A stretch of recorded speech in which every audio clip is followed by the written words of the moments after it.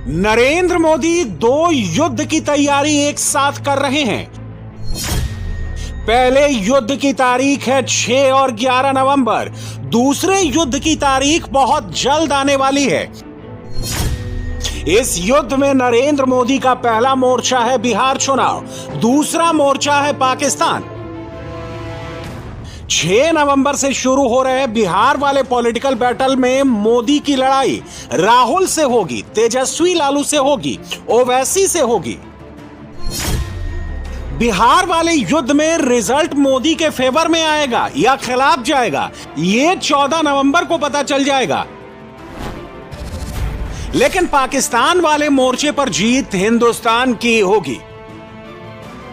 यह युद्ध किसी भी वक्त शुरू हो सकता है और इस युद्ध का डर पाकिस्तान में हर चेहरे पर दिख रहा है। हर पोस्टर में ऑपरेशन सिंदूर 2.0 का ही जिक्र हो रहा है। पिछले 72 घंटों से पाकिस्तानियों के दिमाग में यही चल रहा है कि भारत कब हमला करने वाला है, अक्टूबर, नवंबर या फिर दिसंबर वाला ये फियर। न इस्लामाबाद में किसी को चैन से सोने दे रहा है, न रावलपिंडी में मुनीर की फौज के हेडक्वार्टर में इस सबको उठने बैठने दे रहा है। सवाल है पाकिस्तान पर हमला कब हो सकता है।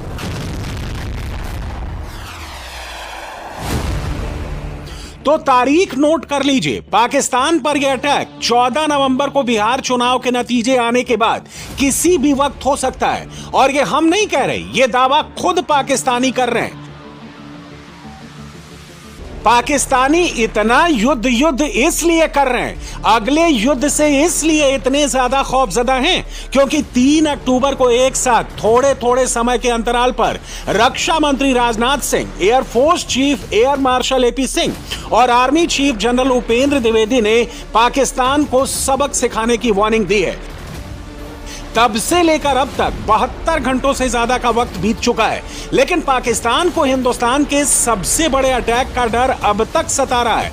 और यह पैनिक किस कदर फैल चुका है, यह पाकिस्तान की टॉप पॉलिटिकल लीडरशिप और मिलिट्री लीडरशिप के बयानों में भी दिख रहा है। पाकिस्तान के रक्षा मंत्री ख्वाजा आसिफ ने एक्स पर लंबा चौड़ा पोस्ट लिखकर भारत को गीदड़ भभकी देने की कोशिश तो खूब की, लेकिन जब ख्वाजा आसिफ को रियलाइज हुआ कि हिंदुस्तान छोड़ने वाला नहीं है, तो वो टीवी पर आकर रोने लगा, कहने लगा मोदी कुछ भी कर सकते हैं।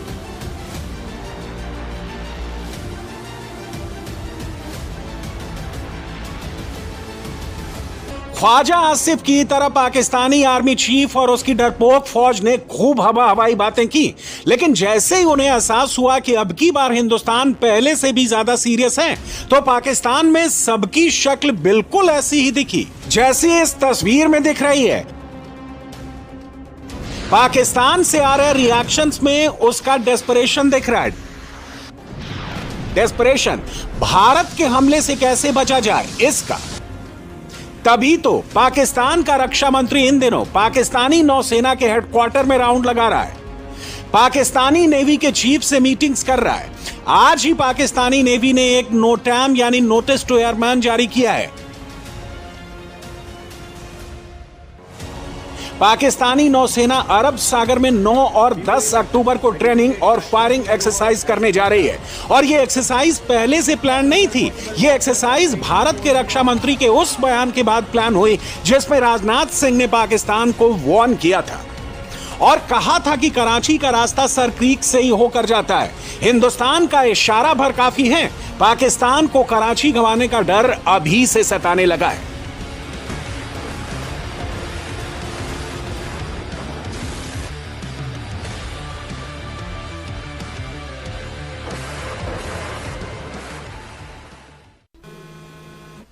पाकिस्तान का युद्ध वाला यह डर वाजिब है और इसके संकेत सिर्फ इंडियन आर्म्ड फोर्सेस और भारत की पॉलिटिकल लीडरशिप के बयानों में नहीं मिल रहे। हिंदुस्तान इस बार संयम नहीं रखेगा, बहुत डीप स्ट्राइक करेगा और उसकी तैयारी जोर शोर से चल रही है। इंडियन आर्मी ने 6 नए AK-630 air defence gun system खरीदने का टेंडर जारी किया है। यह गन सिस्टम मिशन सुदर्शन चक्र का हिस्सा है। AK-630 एक 30 mm multi barrel mobile gun system है। जो प्रति मिनट करीब 3000 राउंड फायर कर सकता है और इसकी मारक क्षमता 4 किलोमीटर तक है। ये सिस्टम ड्रोन, रॉकेट, आर्टिलरी और मोर्टार जैसे कई हवाई हमलों को रोकने में सक्षम होगा। इसमें all weather electro optical fire control system भी होगा जो किसी भी मौसम में टारगेट की पहचान कर सकता है। इसके अलावा 2025 खत्म होने से पहले भारत अपने made in India hypersonic missile Dhvani का भी फ्लाइट ट्रायल कर सकता है। और आज की एक और लेटेस्ट अपडेट यह है कि भारत रूस से 5 और S-400 एयर डिफेंस सिस्टम की खरीद पर बात कर रहा है और यह डील करीब करीब तय हो गई है। साथ ही साथ इंडियन एयरफोर्स भी अपने बेड़े में 75 से 100 किलोमीटर की रेंज वाली advanced air to surface missile procure करने जा रही है ताकि भारतीय वायुसेना अपनी प्रिसीजन स्ट्राइक कैपेबिलिटी को और मजबूत कर सके। ये सारी तैयारी पाकिस्तान के लिए ही हो रही है और आज रक्षा मंत्री राजनाथ सिंह ने इशारों में इसका एक और हिंट दे दिया। आज हम भारतवासी इसी कर्म पथ पर अग्रसर हैं। अनथक परिश्रम, अडिग संकल्प के साथ हम अपने देश को इतना सक्षम और सशक्त बना रहे हैं।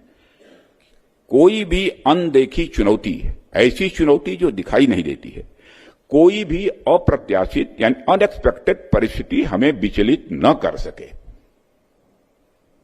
नियति या डेस्टिनी हमारे भाग्य का निर्धारण करती है और कर्म ही उसे फलीभूत करता है।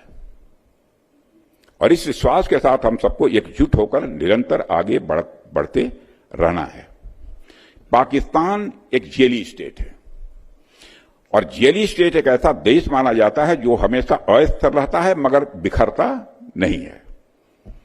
आज दुनिया भी पाकिस्तान के बारे में यह समझ सकती है, लेकिन आज जैसे पाकिस्तान की हालत है उस संबंध में बिखरेगा या क्या होगा ये ऊपर वाला ही जाने, मैं नहीं कहना चाहता।